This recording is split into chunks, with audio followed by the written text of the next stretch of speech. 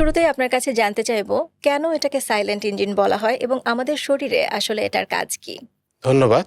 আসলেই প্যানক্রিয়াসকে খুব যথার্থই বলা হয় সাইলেন্ট ইঞ্জিন।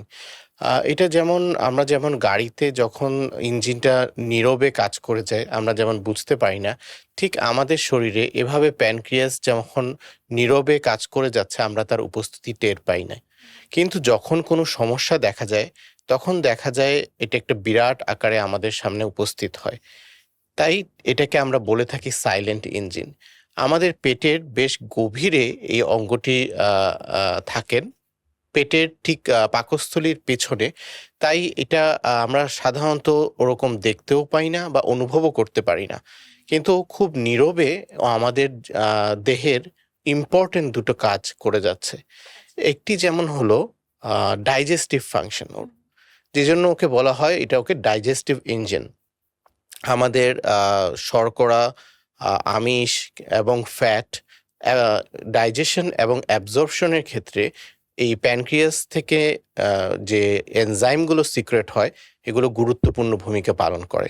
তাই এটা আ আমাদের ঠিক যেমন যদি আমরা একটু কম্পেয়ার করি, আ ই গাড়ির ইঞ্জিন যেমন ফুয়েলকে প্রসেস করে আ এনার্জি কনভার্ট করছে, ঠিক তেমনি আমাদের শরীরে প্যানক্রিয়াসের কাজ হচ্ছে এই ফুড পার্টিকলস গুলোকে ইউটিলাইজ করে বডিকে এনার্জি দেওয়া। It is his role as an digestive engine. আবার আরেকটি কাজ যেটা প্যানক্রিয়াস করে থাকে, সেটি হচ্ছে ওর মেটাবলিক ফাংশন বা মেটাবলিক ইঞ্জিন। প্যানক্রিয়াস যখন আমরা জেনে থাকি, আমরা খুব অনেকেই জানি যে প্যানক্রিয়াস থেকে ইনসুলিন সিক্রেট হয়, যা আমাদের রক্তে সুগারের পরিমাণটা নিয়ন্ত্রণ করে থাকে। তাই এই আমাদের প্রতিটি কোষে আ এই খাদ্য প্রবেশ করা এবং এই খাদ্য থেকে এনার্জি কনভার্ট হওয়া, এই জিনিসটা আ কন্ট্রোলড হয়ে থাকে এই প্যানক্রিয়াস বা অগ্ন্যাশয়ের মাধ্যমে। তাই একে আমরা ডাইজেস্টিভ ইঞ্জিনও বলে থাকি এবং মেটাবলিক ইঞ্জিনও বলে থাকি।